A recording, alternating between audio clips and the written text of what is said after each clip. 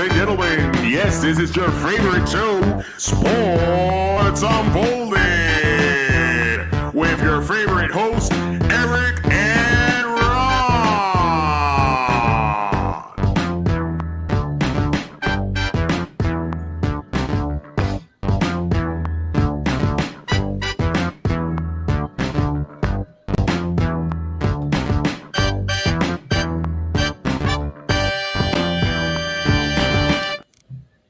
Hey, welcome to Sports Unfolded, Season 3, Episode 6, The Rising Sun.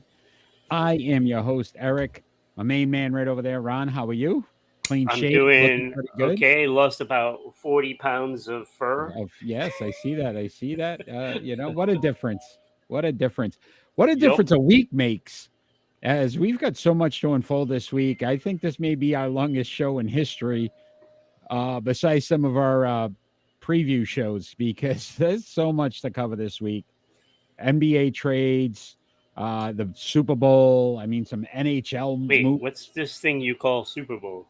It's actually some soup, and you actually got to eat a bunch in of a it. bowl, It's a in a Super bowl. Bowl. Yes, it's a Super Bowl. Okay. But as we normally do, we start off with our leadoff story, and that's going to be one Kevin Durant, who has actually been traded to the Phoenix Suns. How does this change the landscape of the NBA this Oh season? God! Oh boy, did it ever! When you look at what's happened this past week, just with the Brooklyn Nets, it's The just Kyrie move, right? It's the insane. Kyrie. It's all insane, and it's going to be an interesting playoff run. That's for sure. I honestly think that the Brooklyn Nets made out in this deal. As crazy as that sounds, they get rid of the drama when it comes to the Kyrie Kevin Durant situation, because it just seemed like it was getting worse by the minute. They pick up young players, Mikal Bridges and Cam Johnson, who are very good players, 4 first-round draft picks, and they can swap draft picks in 2028 Yeah. in the first round. So they made out pretty well here. Bridges averaging 17.2 points per game, Johnson 13.9. KD was averaging 29.7. So you add the two together, they don't lose scoring productivity. They lose star power. That's an obvious. But again, Yeah, but I mean, we've already seen what that star power has done in Brooklyn. yeah, and again, That's he's a not on the complete court, debacle. right? He hasn't been on the court. No. You think about this is where too. I also feel like this may be backfire. If we think about some of these super teams now that they've tried to create, and we just saw it happen. They picked up James Harden once they got Irving and they got Durant. 4 years later, they're all gone. They're all gone. And they got nothing to show and they for got it. nothing to show for it. One playoff series win. Yeah, back in the day, the Lakers tried this with Peyton and Malone, with Kobe and Shaq, didn't get a championship. So it's not a guarantee. And I can even say some of the big three that you look now. When LeBron got to Miami, they lost their first year. They didn't win that championship because that chemistry still hadn't been formed. Right. They needed an off season and to be able to play another full season together. And we saw it with Boston when their big three came. They won one, they couldn't win another. Right. So sometimes, as excited as we get about this move, and we start to look at that starting lineup, Chris Paul, Devin Booker, DeAndre Ayton, now you add a Kevin Durant to that, you go, they're unbeatable. And yet we've seen this in the past. We've seen this movie, Ron, and it always ends the same way for the most part. You don't really see this turning into a championship. No, and look, when you think about all the trades that were pulled off and basically where most of them ended up, all out west. So they're going to have to duke it out, until, somebody makes it to the finals. But what's going to be left in the tank? You're going to have to scrape and claw your way to that championship series. You don't even know if you're going to be healthy at that point. Yeah. Listen, Devin Booker is still coming back from an injury. He's not 100%. Chris Paul, we've seen this in the past where he's had injuries, and Kevin Durant. So there's a possibility these guys may not even be on the court together at the same time for a significant amount of time. No. So I guess we're going to break down all the trades afterwards once we get to our NBA segment. But I will ask you this, Ron. If you had overall grade, who made out in this deal? Brooklyn, what grade would you give them? And then Phoenix, what grade? No pressure. I think Phoenix gets an A. If everybody stays healthy, right? Right. On paper, what you see, face value, Phoenix Ridiculous. gets an A. Yes. Yeah. But you got to at least give Brooklyn at least a B because, like you said, I think they might have actually come out of this better. Young talent. Because you're going to have players on the floor that want to play. Not causing, that want to be there. I mean, that's got to be better. And again, if you think about the guys that came over from Phoenix, they weren't getting as many minutes or as many shots because of the players that were around them as well. So now you may see these guys become 20, 25 plus a night guys. That makes a difference in this deal. Yeah. And if they're on the court, right, it's going to make a big difference. I'm excited about seeing how this all transpires towards the end of the season. I'm sure we're going to be having some conversations about the Phoenix Suns in weeks to come. You know, this just sets up a series with Phoenix and Dallas, right? Kyrie and versus Kevin Durant. How interesting would that be in the playoffs? That would be rather amusing. Yeah. Now does it look like Dallas did enough? They get Kyrie Irving, but is it enough? Now that Phoenix got Kevin Durant, that it may, that depends on who's going to be on the court more. Yeah, who's going to cause more drama. Yeah. Look, I still think Kyrie is more of a drama queen than I would say Kevin Durant is, but Kevin Durant too, his health is concerning me at this point because this seems to be very consistent with him. But we'll continue with some NBA talk later on in the program. But we're going to talk about the NFL and some game this Sunday, Ron, that we want to discuss. We'll bring up that nice Super Bowl graphic. I like that new graphic for the Super Bowl. Super Bowl 57 in Arizona this Sunday. Your thoughts on the matchup? We are going to predict this game later on in the show, so no predictions at this point. I know how much you love doing that. But what are you looking for in this game? And tune in tomorrow night, 7:30 p.m. We're going to be doing our Super Bowl preview show, and we're going to be breaking down. Wait, when is it? Tomorrow night, my friend. Tomorrow night. We will break down. Yeah, write that down in case. We will breaking down the game itself, but we're going to talk a little bit about our expectations, what you're looking for in this game, and how do you think overall each team's going to perform? Well, it's going to be interesting because of that MVP factor as well. Yeah, I think added right. There's a lot of motivation now for Jalen Hurts. Yeah, and look, I think it should have been Jalen Hurts that got the MVP. Agreed. I'm not taking anything away from what Patrick Mahomes has done. Let's go Bears. Yes, let's go Bears. But I think it should have been Jalen Hurts. That was the MVP. He clearly meant more to the Eagles. And that's fine. That's like splitting hairs because what Mahomes means to Kansas City. But we saw it. It was evident when you saw Jalen Hurts go out for those 3 games for Philadelphia. They were not the same team.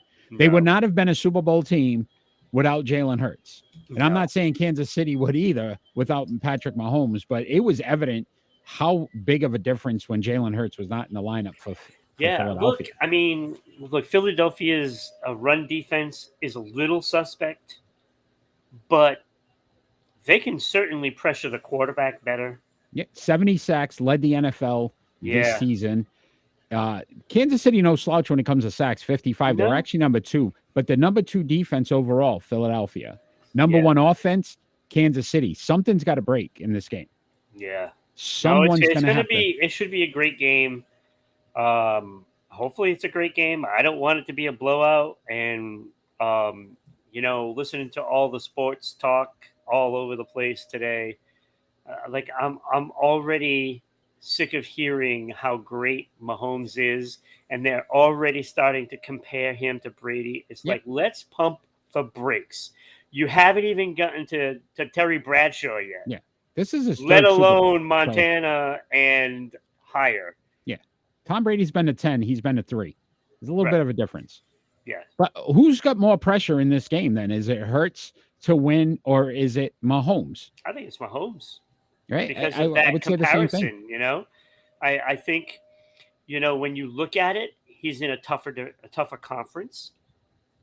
I mean, obviously, you're going to have Joe Burrow to deal with. You're going to have Allen to deal with, and you know, potentially division, Herbert. Yeah. You know, and whoever ends up in say in the Vegas. Jets. Yeah. And Vegas. So there could be a lot of players involved in that AFC. Well, when you look at Philadelphia, who's Philadelphia going to have to worry about for the next 3 years? Dallas? I'm not afraid of Dallas. And San Francisco? Yeah. Who's even going to be their quarterback? You know what I'm saying? Yeah. So I think Philadelphia is set up very nicely because, frankly, that conference stinks right now. Ron, they got 2 first-round draft picks next year. As well. Right. So they're going to get better. Yeah. They should be better next year. The addition of A.J. Brown, what a difference that's made for that passing game. They can run the ball. I think it's going to be a shootout. I think both offenses can honestly have a good, a blast just trying to score.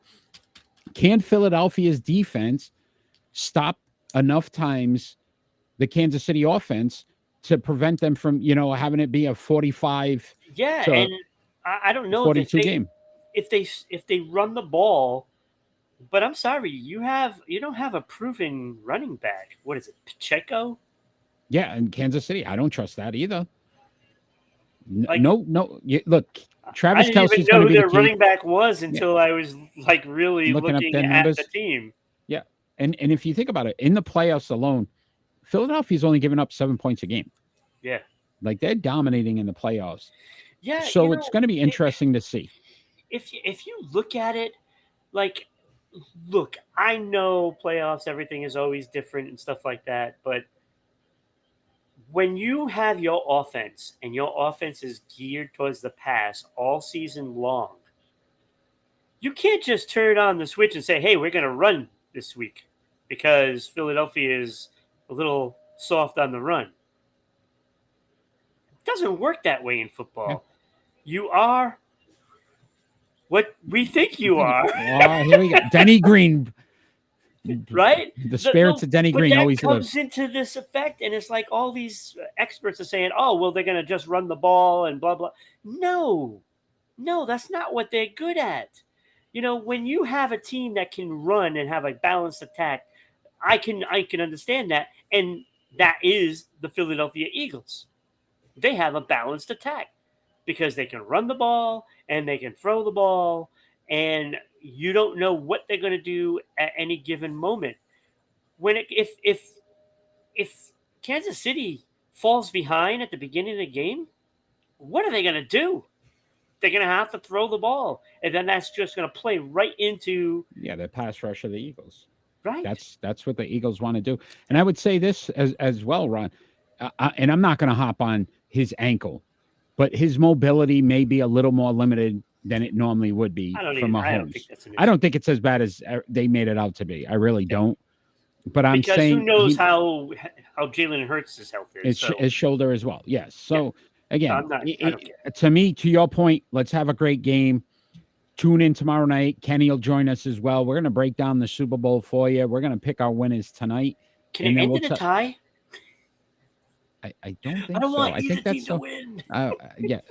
Look, at the end of the day, I this is all I keep thinking about. The quarterback that loses his first Super Bowl has never gone back and never won another one. And I'd rather see Hurts because I think this team is set up to win for the next 5 to 10 years, if that makes sense. Mahomes already won one. Oh, yeah. I don't want Mahomes to get his second one. Yeah. That's the Tom Brady fan inside me. Yes. I don't want to hear because he'll win 2. Yeah, he'll win 2. They'll be like, the next he's the Tom best Brady quarterback of all time. He's only going to win 5 more. Win 5 more. Stop. Let's talk about it then. I was in an argument with somebody the other day about Peyton Manning and that whole situation. And listen, to me, you get to the big games, you win the big games. Means more as a quarterback than it does having regular season wins. Because if Mahomes does win, like who do you compare him to? Well, it's got to be Peyton. Maybe Elway, Peyton. He's in that. Elway. He's in that class. That's where you are. That's where you are. Yeah. And Eli. Why do you got to hurt me so? I don't understand. I'm sorry, why? I had to say it. He's as good as Eli. If he Eli, wins this week. no, Eli was a bum, and I'm tired. Listen, I have a platform now, and I can say this. He was a bum. He got lucky twice. Squirrel finds a nut every so often as well. That's just what happened. He got lucky. Let's be realistic here. All right, let's talk some NFL awards. They were given out last night. Really nice moment when they had DeMar Hamlin come out and he kind of recognized all of the personnel that helped on the field and also in the hospital. So I thought that was a really great moment for them to do that. He was nervous. I mean, yeah, that's you all just he see him did. just like, get right oh the whole God. time. It's yeah, like motion sickness here. Yeah. It's so, but I mean, great. And I don't know if you noticed it, Eric. The lady to his right, our left, was doing the same thing after a little while. She was like doing that, because it's like it was contagious. You start to watch him do it, but you know what I mean? A great story to see him come back out there and to his point, what he's going to mean going forward. It may not be on the football field, but obviously what he's brought to light when it comes to your medical health and how to save lives and the importance of that. So I thought NFL, great job with that. But let's talk about what was awesome though is the guy that saved his life got an MVP vote. Really? Yes. Oh, geez. Okay.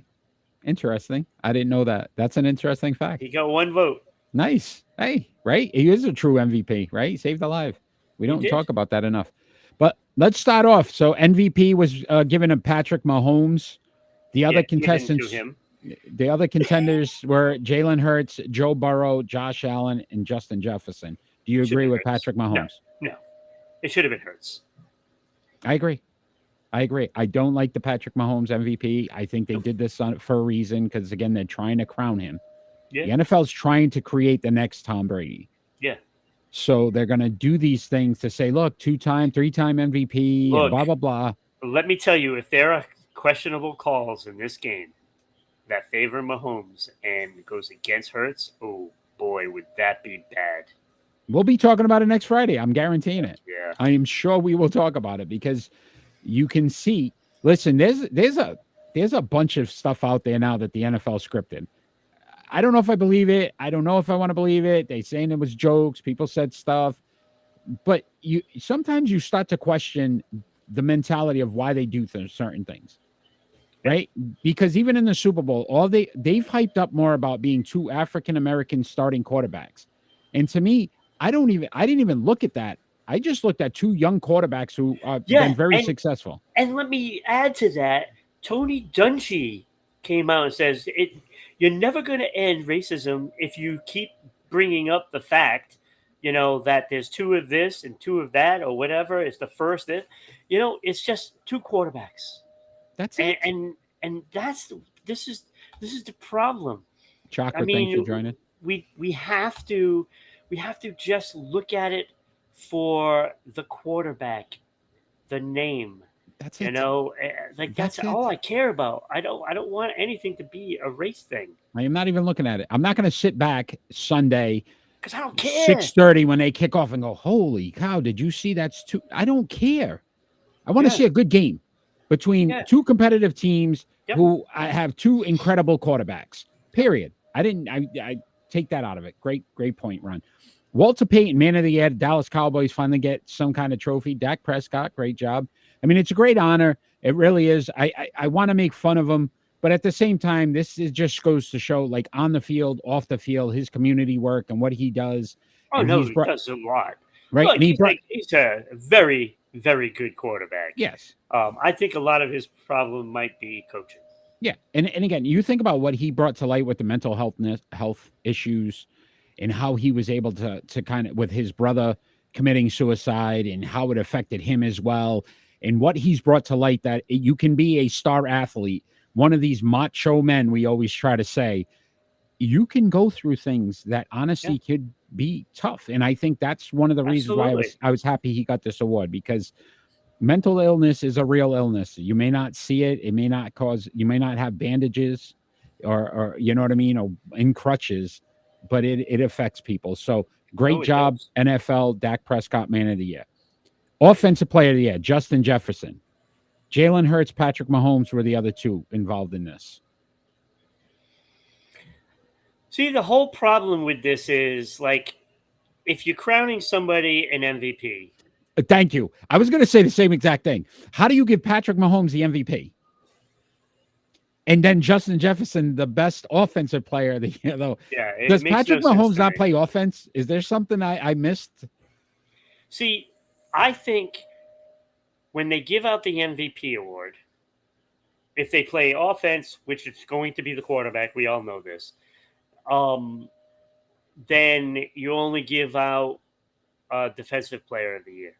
If it's a defensive player, which will never happen again, then you only give out an offensive player of the year, because the MVP should be that person. Yeah. You would think. It just doesn't make sense to me. That one baffled me. Yeah, there's a few of them that baffled me. Defensive player of the year, Nick Bosa. Chris Jones, Micah Parsons were the other two. I heard Micah Parsons didn't even get a vote. Yeah. How is that possible? I don't know.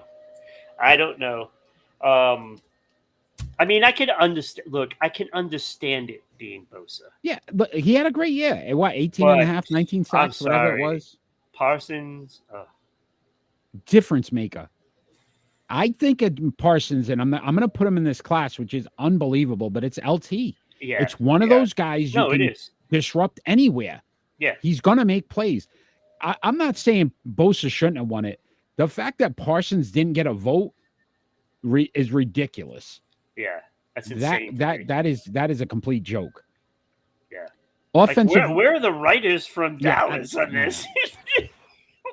They might be a little upset because they didn't make it further. I don't know. Who knows? Offensive rookie of the year, Garrett Wilson, wide receiver from the Jets. Nope. Brock Purdy and Kenneth Walker III were the other two candidates. Do the defensive player now. There's a reason. Sauce Gardner. Yeah.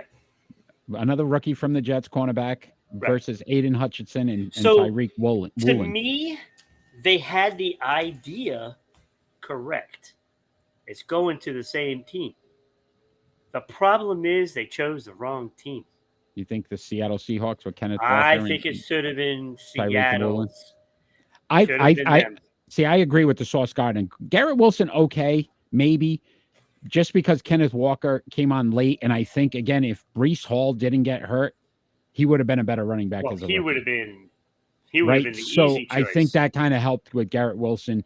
But again, I think it's a nice start. Again, NFL, the script, right? Let's get two from the Jets. We're going to get Aaron Rodgers in New York, right? With these two stud rookies now, right? Now, second-year guys, and they're setting this all up. This one I completely disagreed with. Coach of the year, Brian Dable. Other candidates, Sean McDermott, Doug Peterson, Kyle Shanahan, and Nick Sirianni. Your thoughts on Coach of the year? I think Dable did a good job. And I don't want to discredit what he did. I'm not upset that they gave it to him because, frankly, the Giants should not have been there in the playoffs. But I look at what Philadelphia has done. Thank you. How he got him to the Super Bowl? They had the best record in the NFL. I don't know how. If you're sitting back and you're going, okay, yes, it's a great story. The Giants weren't expected to be there. Your point. Was the Philadelphia Eagles expected to be the best NFL team in the league? No. I mean, I did pick them, to go to the championship game, but I had San Francisco beating them. And then what about the job Doug Peterson did with the Jaguars? And that's what I was going to say. I think it actually should have been Doug Peterson because of the fact that first of all, the complete debacle and how bad Lawrence looked last year Yeah. because of what happened there. Yeah, Urban And Meyer's then almost ruined that whole Peterson franchise. comes in and literally saved the team. He saved And the think team. Daniel Jones, very good season, but you're talking about a 4-year quarterback versus a 2nd-year quarterback, Yeah. right? Saquon Barkley, they don't have that kind of talent in Jacksonville, and Yeah. they got to the playoffs and won a playoff game as well, and came back. Yep. So I don't know.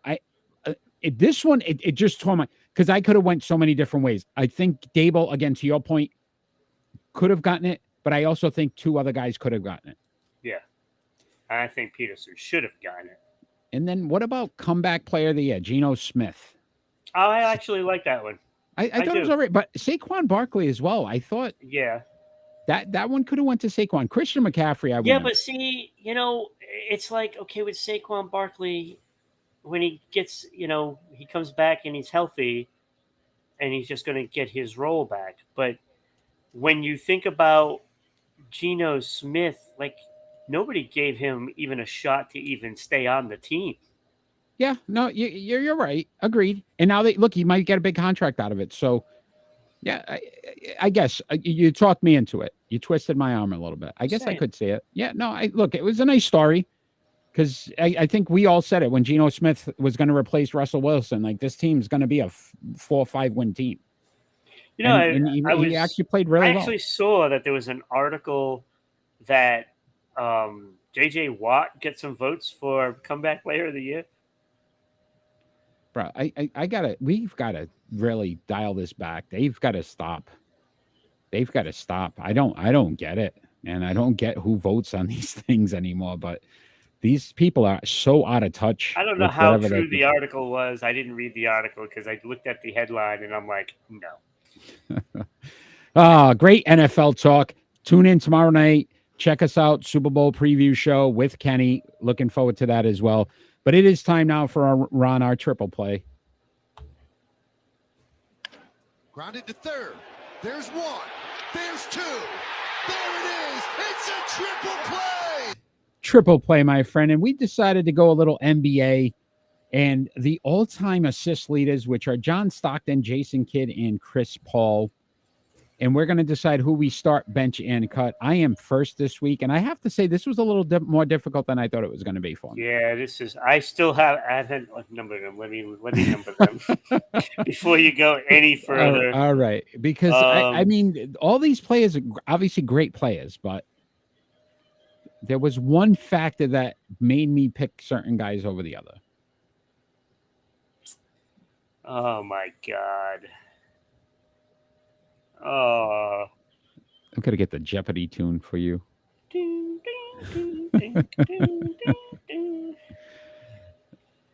I still don't even know who to pick, to be honest with you. All I know is who's third. That's all I know. And I'm not even sure that's right. All right, I'm ready. You ready? Yeah. Thank you. Crowd's very excited about that. All right, so I am starting John Stockton. 13.1 points per game, 2.7 rebounds, 10.5 assists average for his career. 9-time assist champ, 5-time defensive champ. I love this fact. He was 51.5% from the field. So he 50% or more of the time when he shot the ball, he was going to make it. I benched Chris Paul. 18 points per game, 4.5 rebounds, 9.5 assists. 5-time assist champion, 9-time defensive champion. So not only he comes off my bench, he can play some defense. 47.2% from the free throw, from the field goal. So Jason Kidd, I mean, has decent numbers. He really does. And he was a 9-time defensive. 12.6 points per game, 6.3 rebounds. So he's going to get more rebounds than these other guys. 8.7 assists. But he shot 40% from the field in his career. Not good enough for me. I want a guy that I know I can put in there and have confidence he's going to make. If he takes 20 shots, he's making 10. That's John Stockton. Chris Paul gives me the defense and shoots at least close to 50%. So I had to cut Jason Kidd. Yeah. Okay, so let's do this by each category. Okay. If you look at points per game, Chris Paul, 18. He has the most. So circle goes for Chris Paul.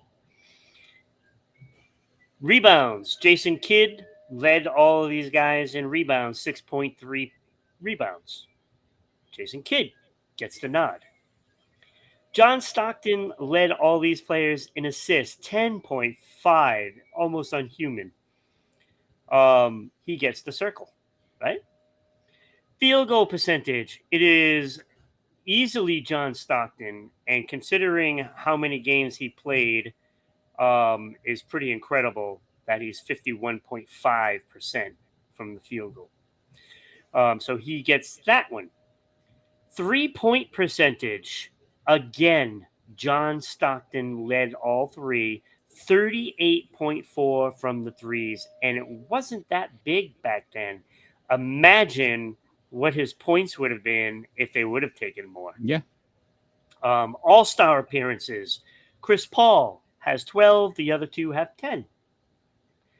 But I don't put a lot of stock in all-stars. We just discussed the way they vote sometimes. I can't. Yeah. We can't anymore. You look at all NBA. That's what I want to see. All NBAs. Stockton with 11. Chris Paul with 11. Jason Kidd only 6. That's telling. Assist champ. 9 times John Stockton was the assist champion. 9.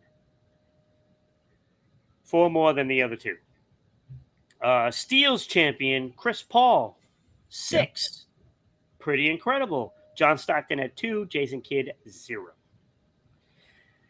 What is the other one here? I can't even. All defense.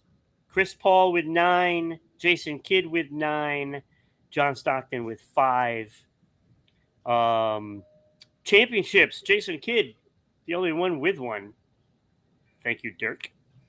Yeah, I was going to say he got that. Yeah, but yeah. yeah. Because Dirk was everywhere. Dirk, doing Dirk things. So when you take all of that, you add up all those wins. You have 1, 2, 3, 4, 5 for Stockton. You have 5 for Chris Paul, and you have 3 for Jason Kidd. So a tie, right? But it is the assist leaders. So I go with John Stockton as my starter. Chris Paul is my bench, and Jason Kidd is out the door. Right. And listen, Kidd was a very good player. I just think that he was too young when they first all came out. Him, Mashburn, I think it was Jackson, and they just look. They didn't play well. They couldn't mesh, and I think that kind of hurt him at the beginning of his career. All right, great job. Great job. We're going to talk some more NBA, though. Here we go. So the trade deadline ended this Thursday. We're going to discuss some winners and losers. We're going to break down each trade here, but there was some big trades, and then there's not so many big trades. But New Orleans Pelicans get Josh Richardson. They traded Devontae Graham and 4 second-round draft picks to the San Antonio Spurs. Like the pick. Like the trade, didn't like the trade. Thumbs up, thumbs down. I mean, it's an okay trade. I think for the Pelicans, they need to get another scorer. Who knows what Zion now? He's out till past the All-Star break. Yeah. There we go again with Zion Williamson. Yep. Like this trade. Houston Rockets get Danny Green, again, throwaway pick. But the Clippers get Eric Gordon, who's averaging, I think it's like 13 points a game. That's a very, very good pickup. They got rid of John Wall as well. So, you could see that at least a much better player. The Memphis Grizzlies, it was a 3-team deal, get Luke Kennard. Sorry. Okay. I'm going to tell you right now who one of my winners are, and that's the Los Angeles Lakers. I can't believe I'm saying it, but they got Mo Bamba. Yeah. They give up Patrick Beverley, who I don't think fit at all in LA. So I like this move. They get a big guy. It helps them from a strength standpoint when we talk about youngsters. So I thought that was a very good move for the Lakers. The Lakers could always use Mo size. Mo size. Oh boy, yeah, and it begins. Here we go. I was trying to keep it, normal to this week, but no. Okay, here we go. So let's look at this trade as well. Another three-team trade. The Atlanta Hawks get a Sadiq Bey from Detroit. Detroit gets James Wiseman. This was an interesting. That I think Golden State gave up on this kid a little too early. I mean, he's been injured. They haven't really, and they get Kevin Knox. So in 5 second-round draft picks. I mean, so you look at from a Golden State trying to get younger at some point. Maybe one of those draft picks turns into something special, but I don't know. I think Detroit made out okay in this. Yeah, but it doesn't matter this year. Yeah. Atlanta Hawks, Garrison Matthews and Bruno Fernando. Rockets get Justin Holiday and Frank Kaminsky and 2 second-round picks. I don't know what Houston was doing. They just seem like they're getting rid of everybody and they're really going young. So I think the Hawks needed more. And they were talking about trading Collins. That didn't happen. So that was a little bit of a surprise. Yeah, but all in all, I do like what Atlanta has done, because when you look at that team last year, that was a disappointment. That was a disappointment. And I think they wanted to keep basically their starting rotation kind of same, Yeah. or try to improve it, but they did improve that bench. Yeah, they got depth. I agree. So this is losers for me. Denver. Oh, All they got were draft picks. yeah, they They did and they nothing. get rid of Bones Highland, who Yeah. was a very good player for them off the bench, averaging over 10 points per game. Give it Yep. to the Clippers too in the West. So the Yeah. Clippers get Eric Gordon and Bones Highland. That's Yep. why I picked the Clippers are a winner to me. Yeah, I have them as a winner Right. also. And you get rid of John Wall, who really wasn't playing, wasn't doing much for you. Denver, you're right there. You're the best team in the West, and you do nothing. No. So No. surprised with that. Brooklyn gets 2 second-round picks. This was a 3-team deal as well. George Hill, Serge Ibaka, and Jordan Nwora. I don't even know who that is. And 3 second-round picks go to the Pacers. Milwaukee, Jay Crowder. I love this move. I do too. This kills Boston. Yeah. That is a defensive guy who just gets under your skin, plays great. That was what they did when they picked up what's his name last year. I'm drawing a blank right now. But you know that's what they wanted to do. They got a guy now that's an agitator. This was great for Milwaukee, who's hot right now too. They didn't even have to make a move. They were playing well. And I think that's a great move. And Crowder's good for some points. Yeah, no, look, I mean, he can shoot pretty well. He can hit the threes, and I think that's a big boost. And I have, Milwaukee as winners for the trade deadline. Agreed. That was a great move. Great move by them. Sneaky too. Very quiet. Yeah. Like it wasn't talked about, but I think that was a great move. Blazers land Matthias Thybulle from the Sixers. Sixers get Jalen McDaniels and 2 second-round picks. Charlotte, Slive McCulloch. I don't even know who that is either. Second-round draft pick. I think, to me, Philly didn't impress me at all either. They didn't do anything that they needed to do. Nope, I have them as losers. Thomas Bryant goes to the Nuggets, and the Lakers get Davon Reed and 3 second-round picks. This, to me, was just we're moving guys around. Another big loser for me. Boston Celtics. Yep. Mike Muscala for Justin Jackson and 2 second-round picks. I hate this trade. You see what the Bucks did with Jay Crowder, and all you do is pick up a center who averages 3 rebounds and 6 points because he shoots threes for 38%. I think it was like 38%. It's not even a great 3-point shooter. No. They need size that could actually rebound. Right. You get size that can shoot threes. I just question this move. No, it was dumb. It was dumb. Mm-hmm. It's like, hey, you know what? We don't need this kid, and we don't need those draft picks. That's what it was. They just threw it away. I just don't get it. I don't understand. And I Bucks went ahead of them. Look, I look at all these trades and I'm like, well, why couldn't the Celtics pull that off? Well, why couldn't the Celtics pull this off? The Lakers literally had no assets, and look how much they improved their team. Yeah. Just I don't understand what Boston did. Toronto grabs Jacob Paulette, which is a very good center. Boston was rumored to get this kid, and he's averaging like 12 points a game and like almost 10 rebounds. Like that's the guy they needed. That's the one they needed. If San Antonio again dumping ground, they get a first round pick. Maybe Boston didn't want to give up a first round pick, but they needed size that could rebound. When you're Here's this another close Al to a Horford, championship, but not when as you're good, this right? close Like, to a yeah. championship, then you do whatever you have to do, and basically did nothing. Yeah, Boston definitely blew it this one. New York Knicks, I like this pickup as well. Especially with all Josh, the injuries. yeah. Oh my, forget it. Josh Hart goes to the Knicks. I like this move as well. They get rid of Cam Reddish, a couple of the guys, a 2023 lottery protected first round pick. Like this move. Yeah, it's a good move. Good move for the Knicks. Very good move for the Knicks. And then here's another big one for the Lakers. So we talk about the Lakers being winners. Not only do you get rid of Russell Westbrook, but you bring back D'Angelo Russell, who's a very good scorer, Malik Beasley, Jared Vanderbilt. Minnesota gets Mike Conley. That's a good move for them as well. They need some veteran presence there.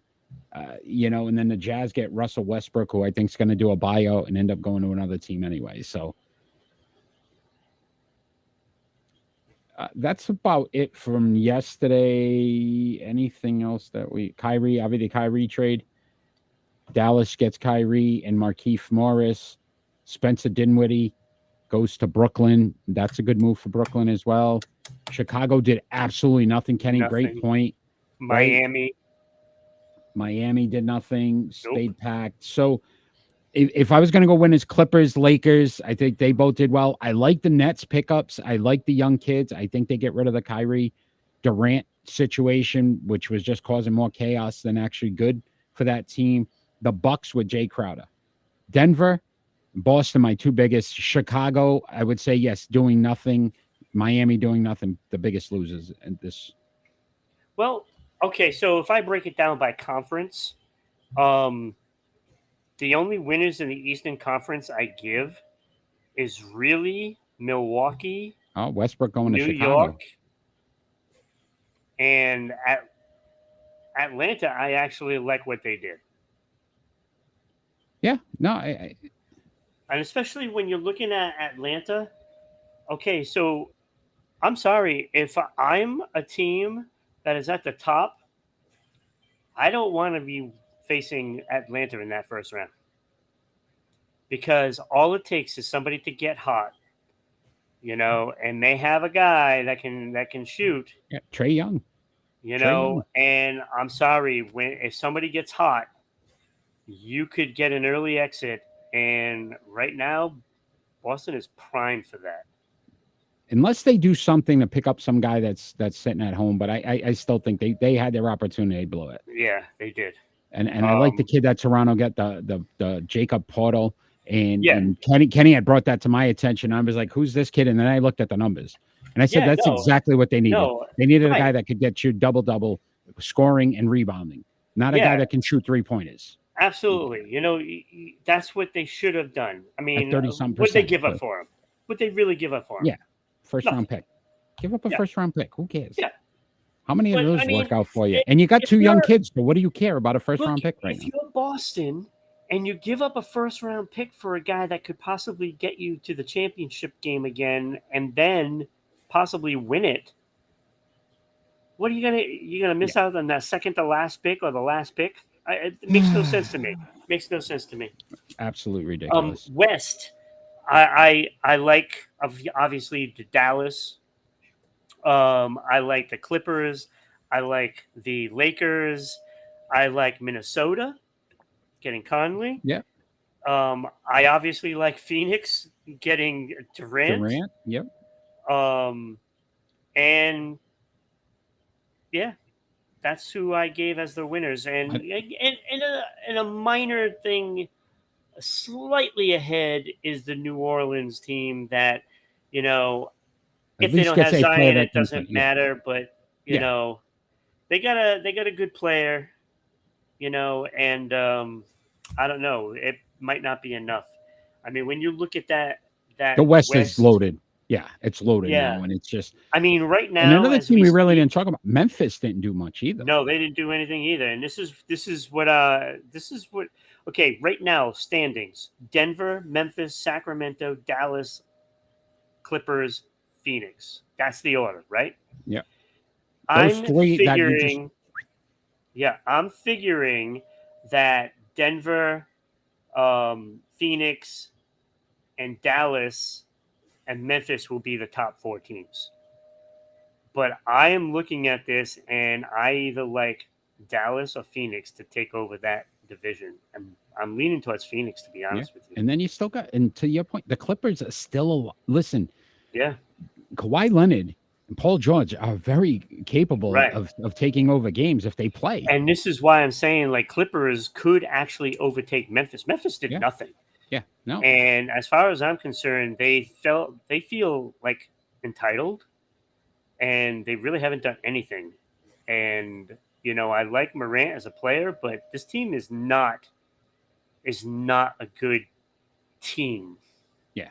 It's a good team, but it's not a good it's not a team. championship team. Yeah, and it's No. not a championship team. I don't think it is. No. We're going to continue this NBA talk. Great trade talk. Thank you, Ron, for that. But we want to talk about, we're going to bring this gentleman up, the king of scoring now, LeBron James. He became the NBA's all-time leading scorer this week. Your thoughts on his accomplishment and what he's meant to the NBA?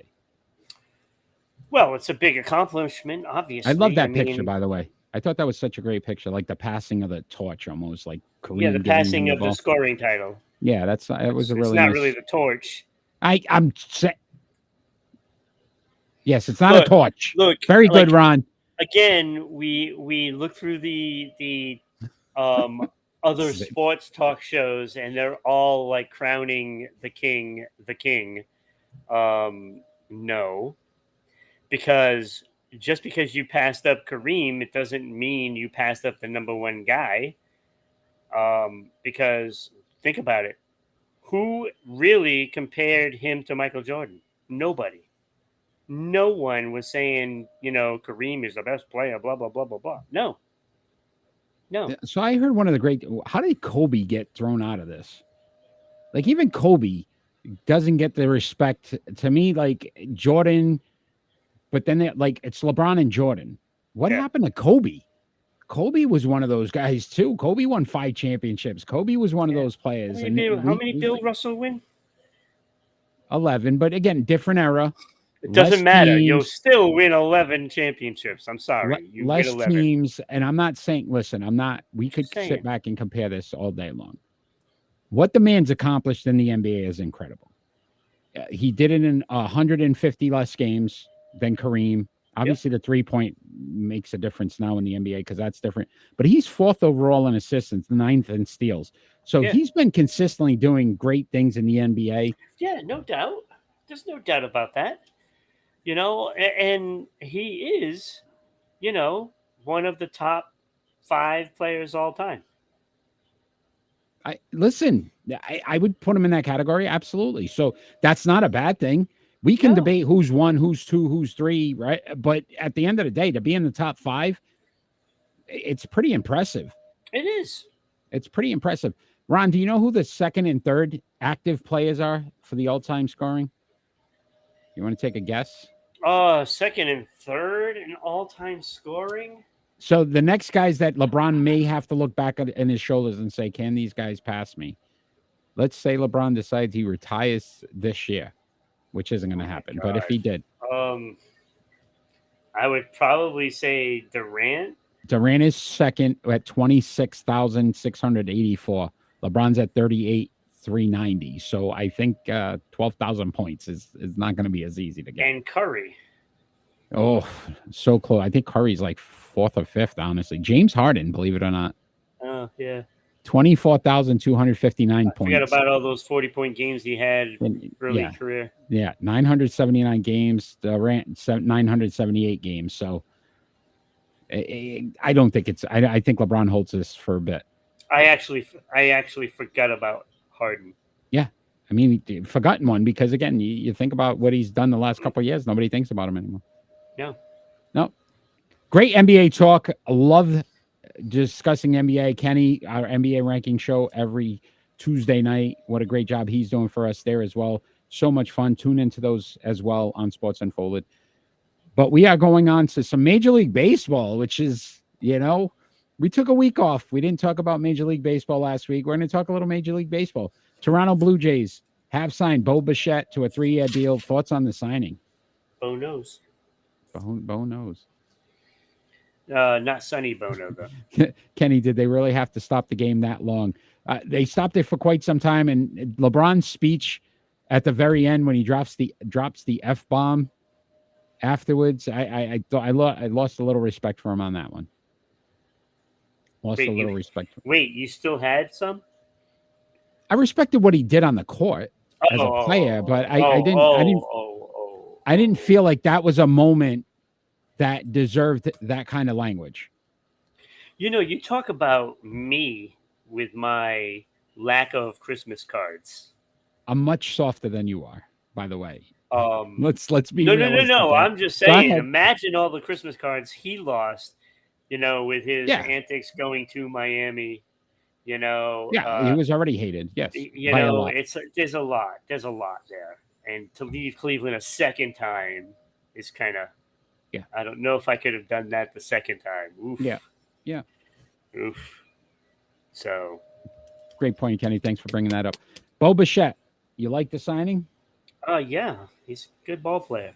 Right? They're 24 years old. I think you're going to start to see more teams do this. This made more sense to me than some of these other deals that we've been talking about, right? A 3-year deal. The kid will be 27. By the time it's over, he could still get another big payday. Yeah. Batted 290 last season, 189 hits, 24 home runs, 93 RBIs. He has to improve his field percentage, though. 958 field percentage, 23 errors. Yeah. How important is he to that team? Look, what they've been able to build with some of those young talent, they're all, former Major League Baseball players' sons, so they know the game. It's pretty interesting. A ton of them over there. Right, so I liked it. I thought it was a good move. Oh, it's a good move. Very good move. I like it. He's a good ball player. Somebody that's going to get you 20 plus home runs and 90 RBI. And why not? You know. Yeah. Look, what are you losing? 3 years. To me, that's great. Right. As a club too, you sit back and say, "Hey, look, if it's not working after 3 years, I didn't invest." You know what I mean? Now I got another 7 years of contract that I'm trying to dump. Yeah. So I thought that was a great deal. All right, the next guy we're going to bring up, Yu Darvish. He signed with the Padres, 6-year deal, 108. You're you on me. Yes. Yeah. All right, yeah. calm down, Chris Rock. Yeah, that was Chris Tucker. no, Chris Rock. It was Chris Tucker. Yes. Tucker. Yes, and Jackie Chan. Great movies, by the way. Rush Hour. They kept saying they never brought those back. They always said there was like a 4 and a 5 in the works, and it never happened. My entertainment flash guys, got to check that out in the next one and see. Let us know if that's going to happen. Rush Hour 4 and 5. That should 4 happen. will happen. 4 is definitely going to happen. Yeah, I think 4 will happen. All right. So Yu Darvish, 6 years, $108 million deal with a no trade clause. You like this move? Well, yeah, because you're really setting this team up to be a championship caliber team. It would make no sense to go out and get all those players that you got. Your Soto and your Bogey, and not keep you pitching. I mean, it would make no sense. It's the only question. 36 years old, 6-year deal. Yeah. So 42. Yeah, that's a little long. That's a little long for it. This was the one that should have been like a 3-year deal. Well, yeah. Right? Yeah. But he did lead the team in wins last year and strikeouts, 16-8, 3.10 ERA in 30 games. Right. And I mean, they must be convinced. Career. Yeah, they must be convinced that he's not losing anything, on He's his not pitches. he doesn't got Correa ankles. No, apparently not. That's the thing now. Correa ankles. Yeah, You but know, and how that's going to judging turn by out in the that future. pitch, he's dragging that ankle all on the ground. Hopefully he doesn't Pitching slip coach on the. Ron. Hopefully he doesn't slip on the rosin bag. It's all right. He's probably doing some kind of steroid that we don't know about, hasn't existed yet. Anyway, so he'll be out. He won't be in the Hall of Fame because of it. No, none of these guys cheat. Good call, Ron. Good call, Ron. It's face-off time. We talk about it all the time, Rick. A clean face-off win. It's going to be another clean face-off win. I can see it now. Yeah. So, which All-Star game did you enjoy the most? The NFL Pro Bowl or the NHL All-Star game? I am first this week, so I get to pick. Of course. And I am clearly going with the NFL Pro Bowl. I like the flag football. I thought it was pretty entertaining. I liked it. It was a little bit different with the rules. I like the fact that they kind of, you know what I mean, had players on offense playing defense. They did a little bit of everything. And they had trick plays. I love the Manning brothers on the sidelines, doing the coaching, calling in the plays. It was more interactive. I really enjoyed the Pro Bowl. I didn't like some of the skills, some of the skill things I could have done without, but especially the best catch thing. I didn't think that was that great, but I liked some of the things they did. I thought they did well with the passing, and they had the Derek Carr did well. And I liked the NFL Pro Bowl. I like the fact that it changed. It wasn't a game where guys are just out there. They put pads on. They don't hit each other. They don't do anything. This one it seemed like it had a little more to it. And then they kind of did it like in a point setting where certain skills got certain points, certain games got certain points. And then at the end, who won it? AFC, NFC. I like the way they did that. I thought they did a great job with the Pro Bowl. I would prefer to see that over the NHL All-Star game. Wait, did you watch the NHL All-Star game? I watched a period, and then I said they don't even play defense at all, and it's 4-on-4 or whatever it is. It's ridiculous. It's not even hockey. Okay. All right. So that means I automatically win. You know why? Because I didn't have any desire to watch flag football. And I tried. I turned it on and I seen the women playing, and I'm like, oh my God, I'm not watching flag football today. And I turned it off. So I never got to see the game. So therefore, have something against flag football? No, nothing against it. Obviously you do. Nothing against it. But I don't want to see professionals playing flag football. I'm sorry. I have no desire to see that. And frankly, I don't like any All-Star game. But I did watch the NHL All-Star game. And so just by default, it sucked. What was the question? Read the question. Which All-Star game did you enjoy more? Right. So I enjoyed. And I enjoyed the Pro Bowl. Right. But I gave you more reasons. You still watched the NHL All-Star game. I watched by default. Because I wanted to see some Boston Bruins players. I'm just saying, by default, I win. You win. You didn't even watch the other game. So how do you win? Right. Because I watched one. You watched one. It's that stomach turning. You turned it on. You said it was flag football. You shut it off. So you technically watched something. I watched the women play flag football. Oh, here we go. And I was like, I cannot watch this. I cannot watch this. It's just you're out of control, my friend. I cannot with you. I cannot with you. At least they mixed it up. They used to put pads on and never hit each other. They couldn't sack the quarterback. You could run in. You could just tap them. You couldn't touch them. What's the point of having pads? They weren't playing football anyway.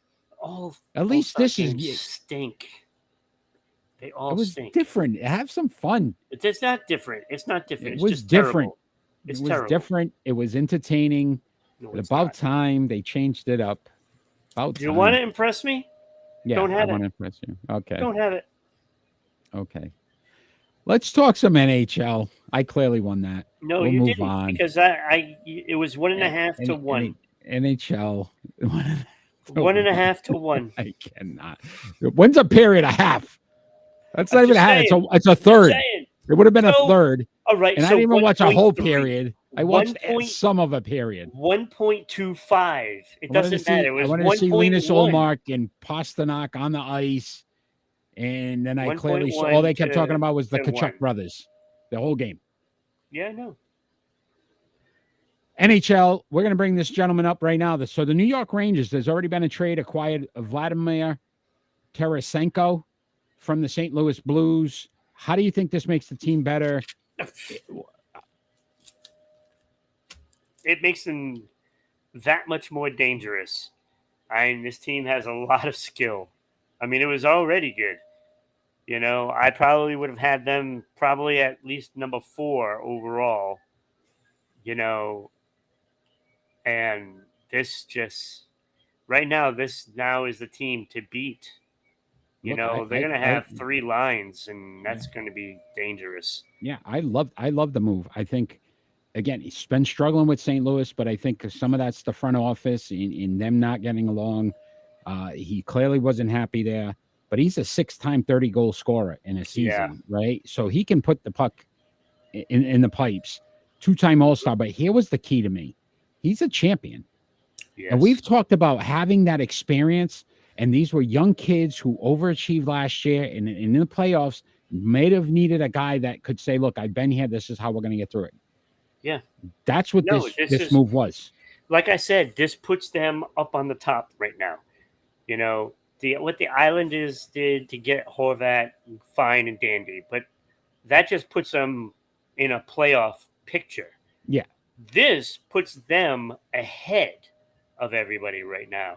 So now when you're looking at that division, you have the Rangers that are clearly right now on top. So Carolina and New Jersey, you're on notice, and you have to go out there and do that. And then you have Pittsburgh that I don't know if they're going to be able to do anything. Yeah. So Carolina is going to have to counter, and the guy that they're going to really focus on is going to be either Kane or Meyer. So best right winger right now for the Rangers, Capco. Yep. And he's got 25 points. Tarasenko already coming in, 29 points. Yeah. More goals, more assists. So it's an upgrade. Yeah, that's a big upgrade for the Rangers. And again, to your point, if you're looking at the playoffs, 29, 14, and 8 right now, 3rd in the Metropolitan, 6th overall in the Eastern Conference. They're only 10 points from 2nd place in Carolina. I know. So they can make a move here and be very successful in getting a higher seed in the playoffs. And because they were rumored to be in on Kane, but Chicago probably wants too much for him, or Patrick Kane still doesn't know if he wants to leave or not. And frankly, the Rangers said, okay, we're not waiting. We're just going to pull the trigger on Tarasenko because, hey, he's just as good. That's what their eyes. He's going to your point, right? Kane, a proven winner, was one of the Stanley Cup. Right. So is Tarasenko. So you're not getting a guy that you can't say from an experience standpoint isn't going to benefit your team. Right, he's going to. He's going to make that team more dangerous on the power play. He's going to make them more dangerous 5-on-5 and 4-on-4. Cannot wait to see where the Rangers go on the NHL rankings for Sports Unfolded, because they are going to move up quickly. I can see it on our rankings as well. Let's talk about another 2 guys that are it's a little bit of a different situation. It's injuries. Jack Hughes for the New Jersey Devils and Burakovsky for the Seattle Kraken. They're both injured now. Which play is a bigger loss for their team, and which team is going to need to overcome it to stay consistent? Do they make moves because of these injuries? Well, they're both week to week. So going by that theory, I think New Jersey is a deeper team, so they'll be able to withstand it better. But they're also in a tougher division. So, it's a kind of a double-edged sword. So they both could be in a little bit of trouble, because when you're missing a guy like Jack Hughes, who's, one of the best goal scorers of the season so far, 35 goals. That's a big loss. But I think they can withstand it depending on what their schedule is. If they're playing all, in their division, that could be a problem. But if they have some Western Conference things, I think they can withstand that. And Seattle, I think that's a big loss because they don't have that depth, and See, I don't and I'm gonna know. I don't know if they can and I'm gonna disagree withstand with you. this. I'm gonna disagree with you, and this is why. When I started to look at the numbers, Jack Hughes, 67 points, clearly leads the New Jersey Oh, I Devils. know. Next closest guy is Jesper Bratt at 52 points. Yep. And to your point, tougher division. Berikowski leads the team in points at 39, but he's not their goal leader. That's Jared McCann and Marty Beniers, who we talked about as a rookie, right? 17 Right. goals. And Jordan Eberle, 28 assists, actually leads the team. So they're a little deeper when it comes to guys that are contributing all the way across the board. Yeah, but that messes up the whole dynamic of that line. So now you're going to throw somebody else on that line, and that line might not be very effective from here on out. And when you look at New Jersey, yes, that is a big chunk of offense, but that team also has some quality defensemen, and they can win games defensively. Not saying Seattle can't, but the quality of the defense in New Jersey is that much better, and I think they'll be able to withstand a couple of weeks. Now, obviously, we already talked about New Jersey possibly being a contender to make a trade before the deadline. We said Seattle probably not, but do you think this may change that mentality for Seattle as well? I mean, they might. Like I said, if they're gonna do something, it's going to be a lower tier kind of a player. Let me grab my notes here, and as I look at Seattle, I would think that they would do something, on the low spectrum. So you're looking at maybe like a Max Domi or Corey Perry. I'd actually lean towards Corey Perry for Seattle because you're getting a guy that can put the puck in the net, and he's at a low cost. $2 million in a season is not a whole lot, even though he is up there in age, but he still can be effective, and that's probably the guy they need to go out and get to fill in some gaps and stuff. And he's gonna bring more of the intangibles to the team as well, and leadership. So I can see that happening. Now with Hughes down, I see Jonathan Taves all day, all day. For New Jersey, he'd be the perfect guy because of that leadership, bringing him in, to join Palat, and Tatar to teach this team how to win. Yeah, that would be the guy that they need, or an O'Reilly. And I wanted to bring this up real quick too, because I just wanted to thank you. So if you guys haven't had a chance and you're watching us, did this go through? There it is. The all-Ron team for mid-season has come out. Yep. A lot of work done with this, but what a great job of getting, some of the top players so far this season in the NHL. He'll do a final season awards at the end of the year, but a lot of great players on here, Ron. Was there any of these guys that were on here that surprised you more than others? Well, Marchand going in at number 4. I think, look, if Marchand wasn't out for a part of the season, I think he would have been higher, to be honest with you. But when you look at his numbers projected, he is, more than a point per game right now. And that is why he's ahead of some other guys that you don't see on that list. There's left wingers out there that aren't there. And when I'm looking at those numbers and I see negatives on those plus minus, and, and teams that, are kind of just floating along, and then you look at Marchand's numbers, and if he had the same amount of games, he'd be destroying them. And so him going in is probably a shock to a lot of people, but project his numbers out and he belongs on there. And he's probably the best defensive player on the forwards list out of all of them. No, great point. But I wanted to thank you for that. I thought, what a great list. I want to make sure people, who love NHL, check that out. It's posted on all our social media platforms. Really great. It killed me not putting Bergie on there. Killed me. Because I take him on my team any day of the week. I know, my friend. I know. So, Ron, it's pick and roll time. And so the NFL has announced their Hall of Fame class for next season and 2023. So these 8 players plus Don Coryell, the coach, we didn't obviously rank him in this because it was a little harder to rank coach. These are all players. The players that were elected were Rondé Barber, Darrelle Revis, Joe Thomas, Zach Thomas, DeMarcus Ware, Chuck Howley, Joe Klecko, and Ken Riley. We're going to rank them from 8 to 1. Again, I am first. I don't think we're going to have this the same, but I don't think either way. It's hard to get the same in this group. And I honestly don't think that no matter which way we go with this, there's really no right order, because I think some of these guys would maybe mean something to everybody. They all deserve to be in the Hall of Fame. Agreed.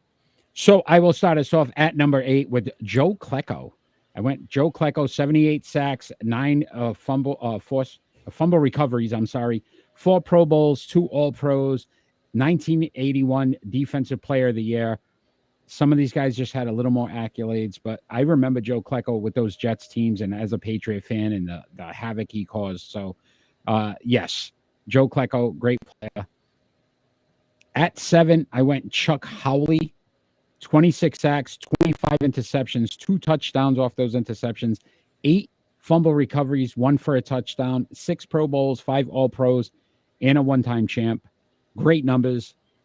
No doubt. Unfortunately, because of the era he played, we don't have tackles, so not quite sure how he would have made out in that aspect of it. Darrelle Revis at 6. And this one kind of surprised me, but again, I thought he front-runned and went to a team to win a championship when he went to New England. We talk about Revis Island, though, hence why he didn't have a lot of tackles. 496 tackles, 29 interceptions for 466 yards, 3 touchdowns, 12 fumble recoveries, 7 Pro Bowls, 4 All Pros, one-time champion. They didn't throw to his side, so you have to kind of credit him a little bit with that. But at the same time, some of these guys that are on him, their numbers were much better as a corner as well. So I was kind of surprised with that. At 5, it was hard to put this guy kind of anywhere higher on this list because, again, he's an offensive tackle. He played in 167 games. That's Joe Thomas. Started all 167 games. I know what he meant for the Cleveland Browns, but that organization was just a complete train wreck while he was there. As great as he was, I would have loved to seen him get traded to a real team at some point. 10 Pro Bowls, 6 All Pros. Great player, Joe Thomas. I'm not discrediting what he did, but I couldn't put him higher because some of these numbers that these other guys had, I had to give him a higher ranking.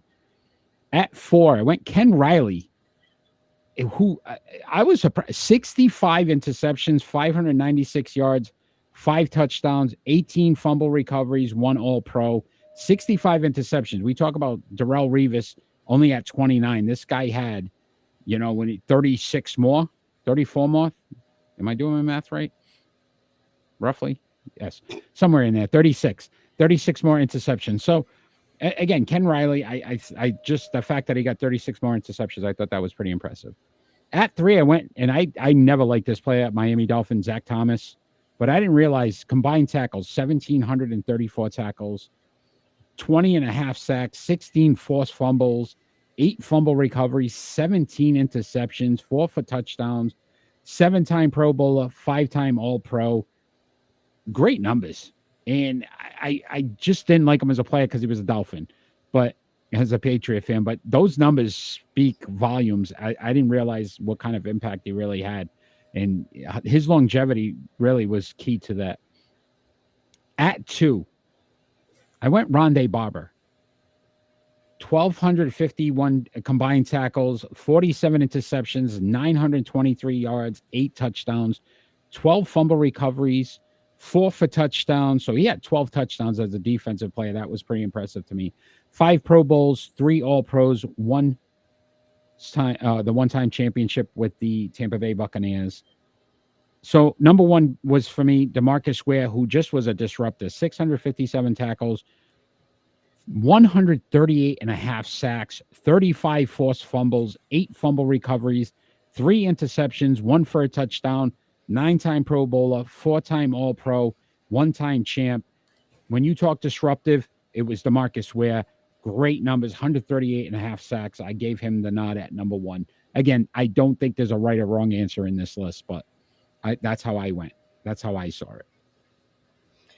We weren't really that far off. Usually we are pretty close most of the time. Number 8, I also went Joe Klecko. If I'm not mistaken, you went number 8. Yep, Klecko 8. I mean, 2 All Pros. Only one other player had less than him, and I don't know, frankly, know how. Maybe they didn't have the All Pro back then. Yeah, back then. But 2 All Pros, 4 Pro Bowls. When you look at everybody else, that's kind of glaring to me. So I went number 8 with him. Number 7, I went Joe Thomas. I look, he's an offensive lineman. It's tough. Yeah, that's why I said it is tough. Like, I've always known him to be a really great player. But when you look at it, it's like, well, they didn't really do anything while he was there. Mm-hmm. And that I penalized him for. Because the fact that he wanted to play every game, I would have sat out some games if I was him, honestly. So yeah, no, I think that's the most impressive part. He played all. I just look at that team just couldn't get anything going with all the coaching changes, quarterback changes, and some of that has to fall on him. Unfortunately. So I put him at number 7. Number 6, I went Darrelle Revis. Would you have him? Yep, 6. Oh, okay. So I had Darrelle Revis. Look, I think he's a victim of being too good. So his numbers weren't that eye-popping. And that's what I said, right? Revis Island, nobody threw to his side. Nobody threw there. So you're never going to know how good he could have been. Everybody just assumed that he was just the best, and so they don't throw there. So makes sense, but it hurt him in this list. Number 5, I have Chuck Howley. I don't know where you had Chuck. 7. So you flipped him and Thomas so far. Okay. They're the same. All right. But I looked at his numbers: 6 Pro Bowls, 5 All Pro, 1 championship, and the fact that he got a Super Bowl MVP in Super Bowl 5, that kind of put me up with him on the list. Yeah. No, I can see. And because he's the only one that got an MVP out of this list. Yeah. For the Super Bowl, and that speaks volumes to me. You know how I like my champions. Yes, I do. Number 4, I have Ken Riley. Okay, same. Yeah. And like I said, he's only got 1 All Pro, but I'm almost guessing that they just didn't have it back then. Yeah, because there's no way. His numbers were ridiculous.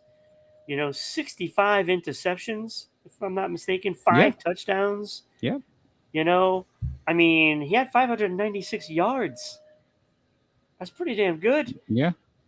So I think he's better than what that era showed. Yeah. Number 3, and I'm probably I think that's where you had him as well.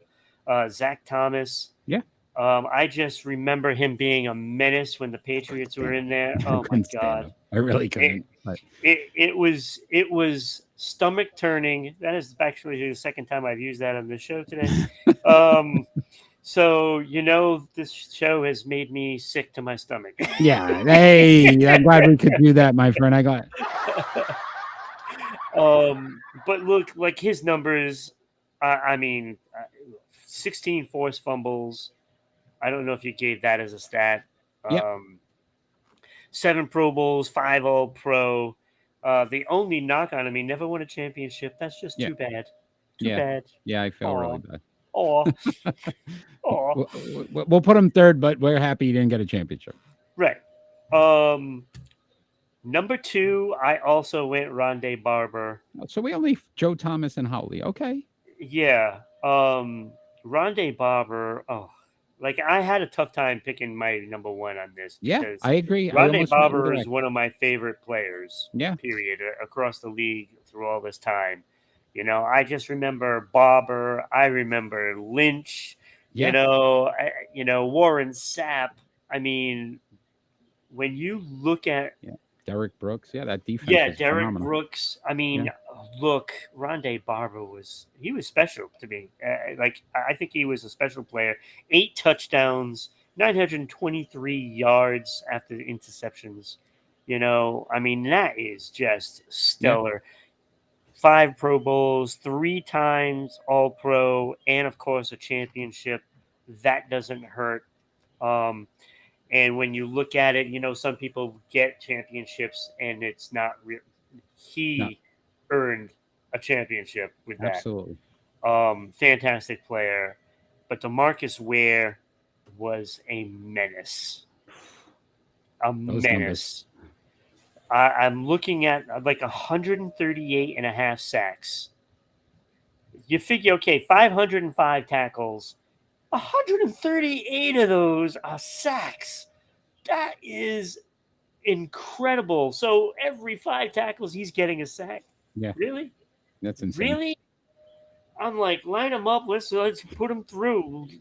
He just And you think about that number. How many of those hits turned into interceptions? You know, when you're hurrying that quarterback, you know, he doesn't want to get hit by – nobody wants to get hit by DeMarcus Ware. You know, so I got to get rid of this ball. Here he comes. Yeah. You know, so think of the interceptions, the fumbles, and all of these other things that you don't see on paper for Ware.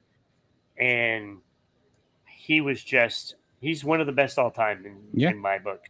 You know, 35 Pro fumbles. 4 I mean, ridiculous. 3 interceptions from the defensive line. Like, you don't see that. No, I agree with you, man. Yeah, it was a great great list. So we actually were pretty close. Yeah, we had 2 guys pretty close. Yeah, that's not bad at all. That's not bad at all, my friend. That's why I was smiling when I'm looking at my list. I'm like, wait a minute. This is not right. And I'm like, is he laughing at me or is he? I couldn't tell. But great pick and roll. All great Hall of Famers. Don Coryell as well. Let's not forget he got in as well. So triple play and pick and roll were very, very difficult. Yes. We try to make them a little more difficult, make them fun. So we are on to predictions, my friend. And we remain tied. We both went 6-2 last week. Manny, it's been great joining in. Kenny, hopefully you're still on. We get your numbers up there as well. Chakra. No, I say we tied last week 6-2. 6-2. So we basically picked I like these numbers we got though. Yeah, the hardest. And Kenny, I'm impressed too, as well. Kenny, that's impressive. Yep, Chakra, if you're on, let's get some picks. Yeah, come on, Chakra. And Kenny, make sure you're on. You're picking. Hopefully, Manny always gives me his Kenny, picks you're afterwards. Picking and you're rolling. Picking and rolling. Ooh. So each week we add more and more to this list. We want to continue to do that. So just continue to participate if you're watching us live. We appreciate it. Yes. All right, my friend. So first game we are going on February 12th, the Memphis Grizzlies at the Boston Celtics. You brought up the injuries to the Boston Celtics and kind of where they're at right now when it comes to who's starting and not starting. There's not too many of them. I went Memphis here. Even though it's in Boston and Memphis isn't good on the road, I just feel like Boston's going to be very shorthanded. Why do I know? Oh, okay. Because I couldn't read my writing, and I'm like, where's that game? Yeah, no. I mean, they got, 4 starters out, right? They're not winning that game. They're not winning that game. I mean, Tatum has to put up like 60 in order for them to have a chance, to be honest with you. Yeah, it's gonna be a tough So run. Memphis all the way on this one. And that's where they lose their first place. Boston? Wow, okay. February 13th, you got the Denver Nuggets at the Miami Heat. Look, I think the Heat are in trouble. Not doing really anything is sending a message to this team that you're gonna have to do it with what you got, boys. And that is not a good message to send because I think the team could play some really good defensive basketball.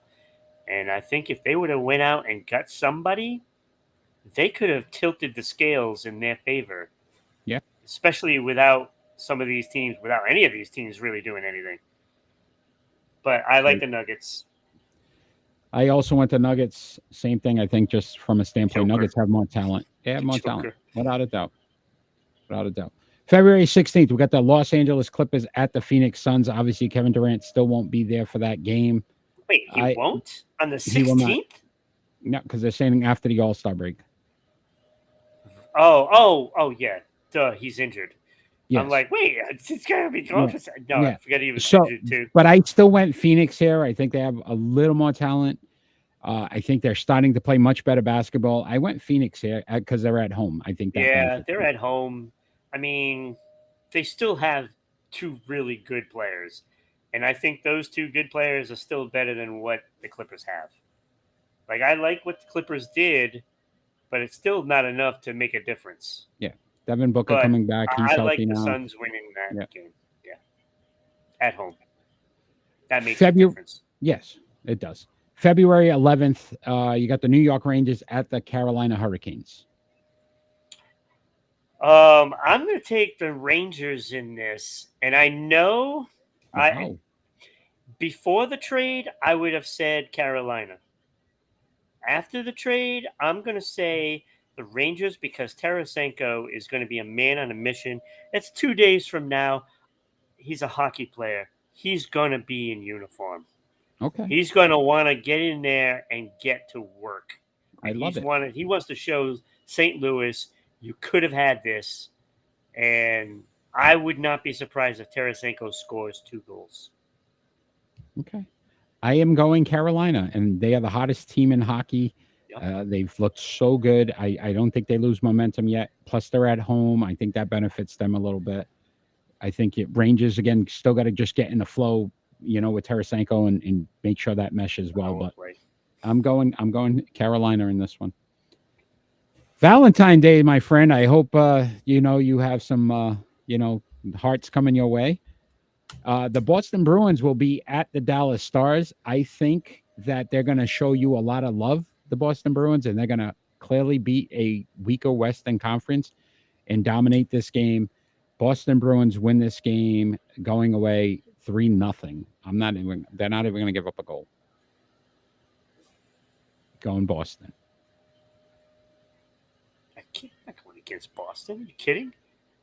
They went into their little 3-game Especially on skid. Valentine's Day. If you go against them on Right. Valentine's Day, where's the love? Look, they are going to show me that they love me.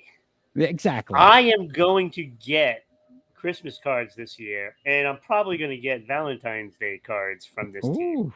Ooh. Look, you just let me know if you need my address. I'll make sure you get the address for the cards.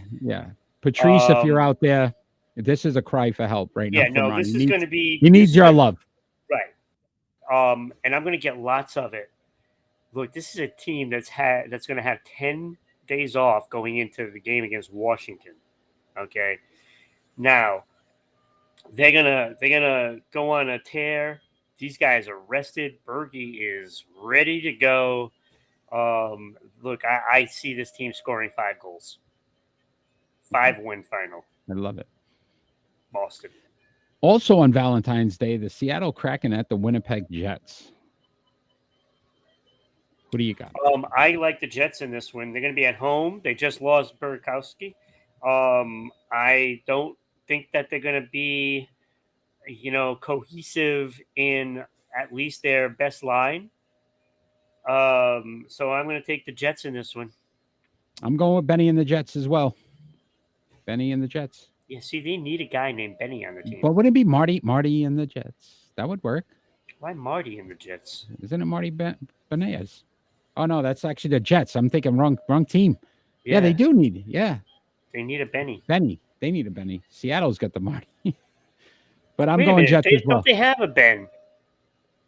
They have a Ben. Oh, they have a Ben. I can't think of his name right now, but they All got a right. Ben. So there we go. Benny and the Jets. I'm going with them. Yeah. We got NCAA women's action again. Number 3 LSU Tigers at the number 1 South Carolina Gamecocks. I am going. Listen, South Carolina is just a team on a mission. They are just destroying teams. They are frustrating teams. Boston, one of the top players in the NCAA women's game today. I can't go against the Gamecocks right now. You can't do it. You know, what did they do to UConn at UConn? Yeah. And we all had it. We all said it. Just they're a different team. They're a different breed right now. Yeah, South Carolina is just better than everybody right now. Leaps and bounds too. It's not even close. Yeah, no, it's not. So this Sunday, February 12th, Super Bowl 57, Ron. Are we there already? Already. I can't.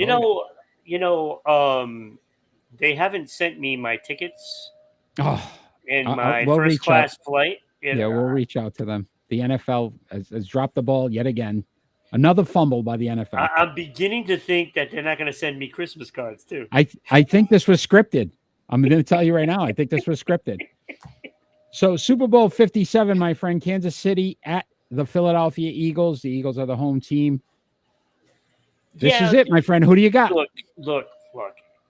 I'm looking at all these experts saying this and saying that. Patrick Mahomes is the best, blah, blah, blah. You just keep putting fuel into the fire. You don't think that the team doesn't even need to be told all this stuff. Nobody's giving you a chance. Because nobody's really giving you a chance. All the experts are saying Kansas City's going to win this game. Well, there's 22 starters on the other side of the football that says differently. And I'm sorry, I like the way they built that team. It is such a well-balanced team. I don't care that they're softer on the run defense because, frankly, you don't have an all-star running back. If they had that, then I'd say, hey, wait a minute here. But you don't have a Marshall Faulk. You don't have, an Emmitt Smith. Jerome Bettis, Emmitt Smith. You don't even have the bus. Right. You don't even have the bus. And frankly, I think Philadelphia is going to be up for this game because Jalen Hurts should have been the MVP, and every single player on that field for Philadelphia knows it, feels it, and wants it. Philadelphia. Ron, I'm not even going to tell you why because you just explained it. I'm going Philadelphia as well. And we are both going to Eagles here to win the Super Bowl and be Super Bowl 57 champions. Love it. Ron, before we go on to our final thoughts, if you could tell the wonderful people out there how they could support our show and sponsor us if they'd like to. I can. Look, it is so simple. All you have to do is send us an email to ribroadcasting.media@gmail.com. It costs less than a dozen of eggs, especially if you're in Massachusetts. It is ridiculous, $8 a dozen at some locations. So it costs less than that to get all these eyes on your business. And let me tell you, you can sponsor the pick and roll segment. So if you're, a tire company, get it rolling. There's a lot of things that we can do for you. And it goes on all our social media. So when you add up all our social media, we have like 12,000 fans out there. Be worth your time. Absolutely. Thank you.